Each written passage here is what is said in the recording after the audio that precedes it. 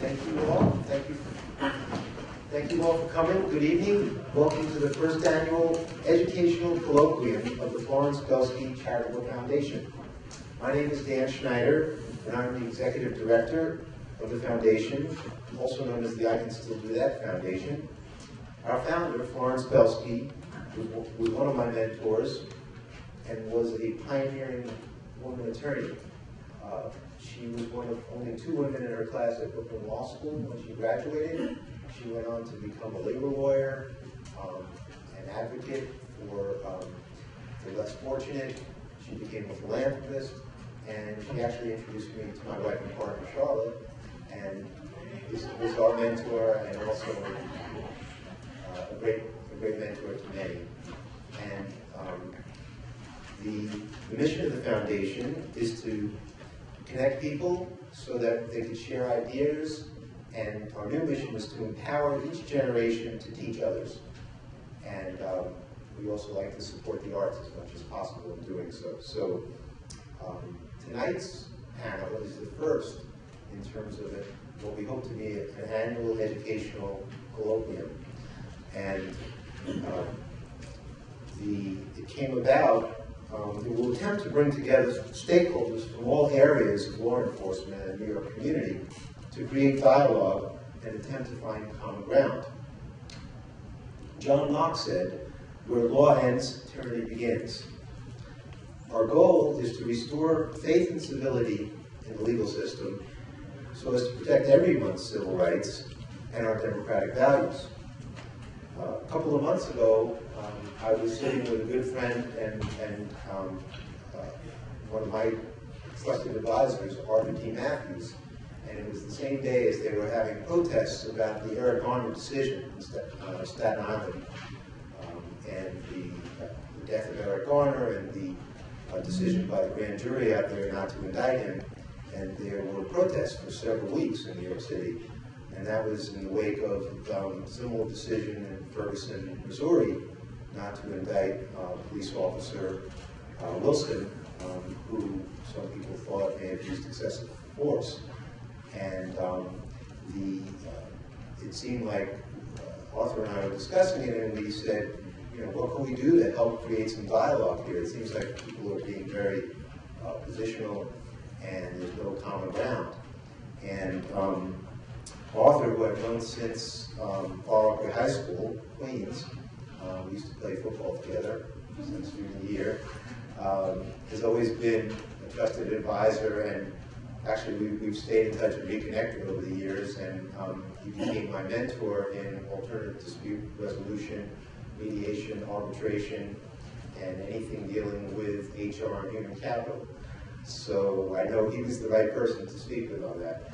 And we brainstormed and said, why don't we have a panel on the issue and try to bring together some stakeholders? And I know nobody does that better than Arthur. So that's what the genesis of this evening was and is.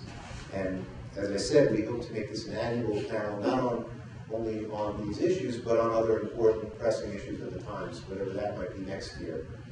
And the Arthur Matthews is a professor of labor law who teaches has taught at Cornell, NYU, University of Arkansas. He started his career after Fargo High School. He went on to play football for CW Post, and he then went to Howard University School of Law, where he was the president of the Student Bar Association there. His legal career included being an assistant district attorney in Queens under District Attorney Santucci, which is where I think we first reconnected after law school, and kept in touch. And he's currently the founder, or co-founder, and COO of Matthews & Matthews, which is a boutique human capital management firm. And he's lectured nationwide. He's done trainings nationwide. He's run programs for major corporations such as Chemical Bank, and Chase, and Levi Strauss. And so I would like to welcome and introduce my good friend Arthur Matthews.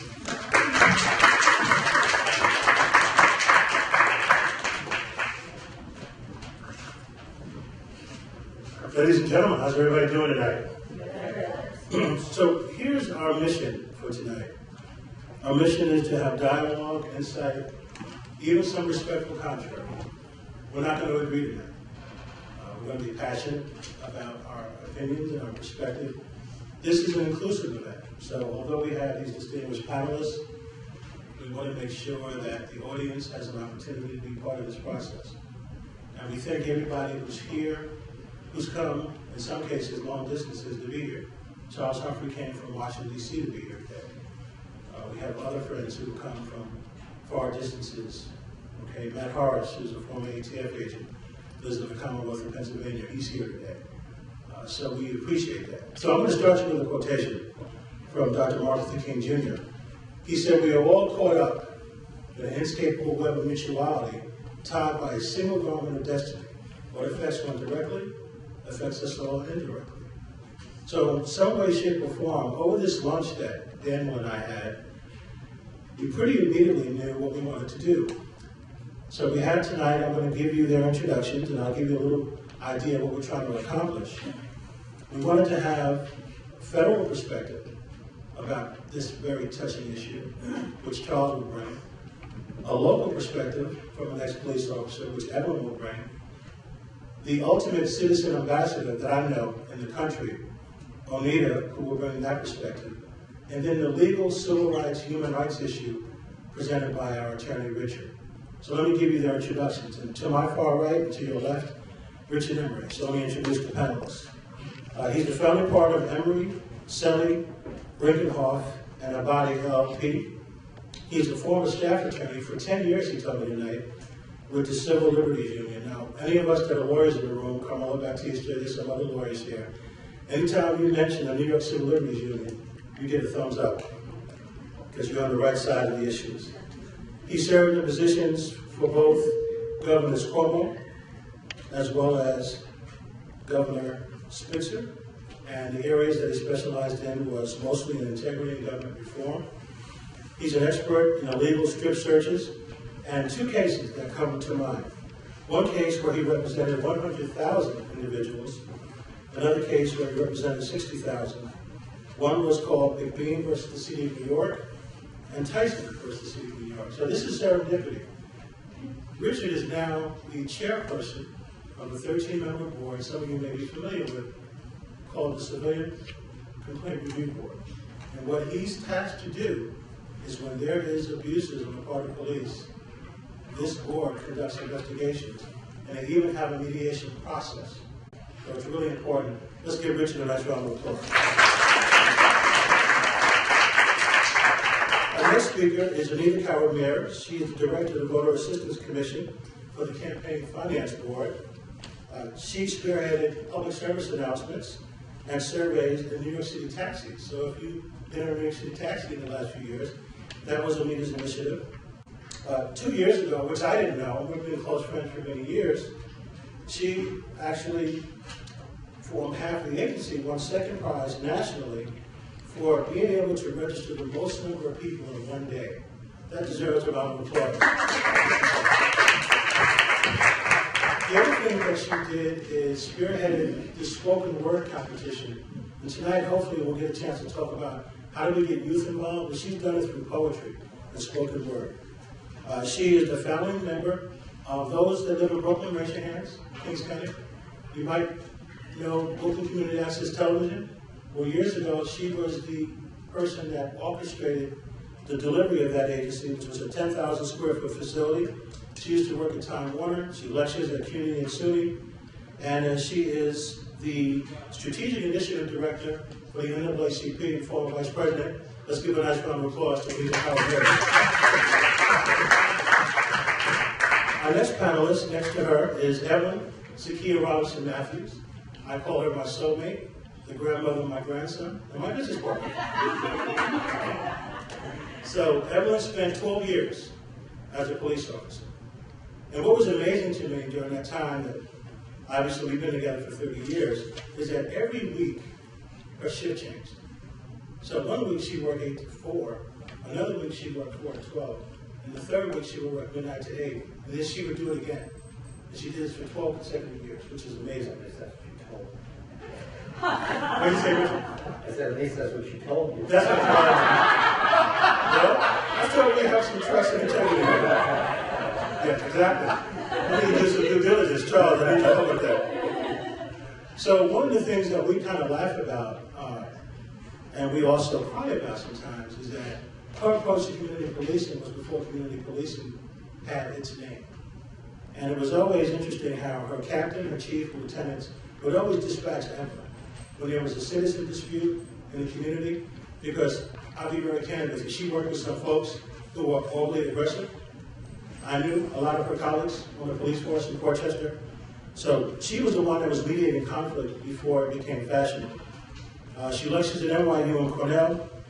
She's also a part-time actress. So in our training company, we use theater and drama as a training tool. And we'll address really tough issues like sexual harassment, bullying, workplace violence, all the issues that have to do with the human condition. Let's give a nice round of applause to Emery. Our last panelist is a colleague of mine I went to college with, who's my brother from another mother, just like Danny is. And we got another brother here, Darius, who you'll hear from later, I'm sure. So currently, Charles is Director of Security, Workplace Safety, and Emergency Management for U.S. Medical Innovation. And that's relatively recent, probably the last couple of years. But what's really amazing to me over the years, is when I went to law school at Howard, I had $20 in my pocket. I didn't know anybody in D.C. and stayed with Charles and his family.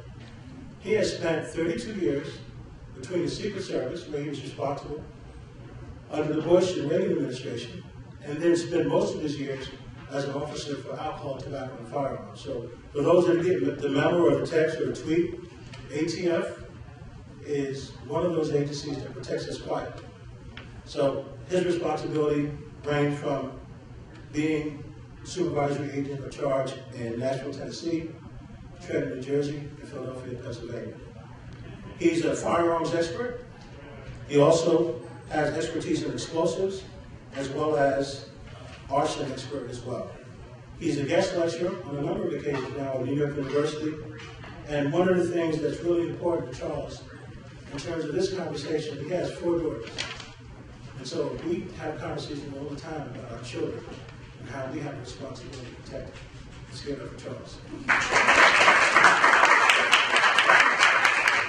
So in the order that I introduced them, I've asked each of our panelists to take about 5 to 6 minutes and kind of tell us their lens and perspective about the issue. I have some questions that Daniel and I have vetted that we'll be asking them during the course of the evening. But here's the really good part about tonight. You know, I may ask a question to the panelists and then turn to the audience. So this is audience participation because we want this to be inclusive. So I have a colleague who's going to be going around with a microphone. So just give my attention. We'll make sure that your question gets addressed. And it's important that you ask a question. If you want to make a statement, that's good too. But sometimes we say, make sure there's a question somewhere in there. We don't want you to go on for 5 minutes and do a dissertation or thesis. Okay, so it's important. In terms of just being fair to everyone else, and try not to ask the kind of question I have like 6 multiple parts. Because again, it's not fair to the rest of the folks that are here. Okay, so we'll start with Richard and we'll get the panel started. Richard. Thanks, Arthur. Thank you all. Pleasure to be here in a nice group where we can really have a collegiate discussion. I started out as a civil rights lawyer, very much a product of the 60s and 70s, and very interested in challenging power, challenging institutions. And now I'm part of a big one, where I end up into the Civilian Review Board as chair. It's been an interesting transition in that regard, and the thing that I would like to impart to you in the next 3 or 4 minutes, 5 minutes, whatever allows me, and over the course of discussions with you, is how over that career and over rising out of many, many cases of individual conflicts and governmental policy work and class action litigation, I have learned a tremendous amount. Well, it's more than learned a lot. It's more that I have come to regard policing and law enforcement as an exalted calling, a calling that is far, far more complex, far, far more challenging, and extremely rare to find a person who's successful at it because of its daunting challenges and difficulties and complexities, psychological, practical, and even intellectual at some level. The problem of American policing, in my view, can actually be looked at in a very simple way, but it is a tremendous oversimplification. And that is, and it's a problem not only of police, of American law enforcement, but it's a problem of the communities where law enforcement is present. And that is very simply, as Bill Bratton has said very recently in a talk that struck me as quite brilliant, that police officers don't see the people they're policing. And the people who are policed, the communities that have come in contact with police officers the most frequently and in the most intense ways, don't see the police officers. And when they say see, it means who those people are as individuals. There is so much stereotyping, there is so many assumptions that both parties to police interactions jump to, that it's a frightening prospect to think that intelligent, thoughtful people who go home at night and treat their friends and children with respect and dignity, and on both sides of this equation, and who live their lives in a very humane way, jump to such enormous conclusions about those with whom they interact in the police-citizen function. And that is, to me, a very frightening and difficult problem, and it's a dehumanizing one at a very basic level. Because it's not only about race, it's not only about class, it's not only about gender, it's not only about ethnicity or sexual orientation. Those definitely play a role.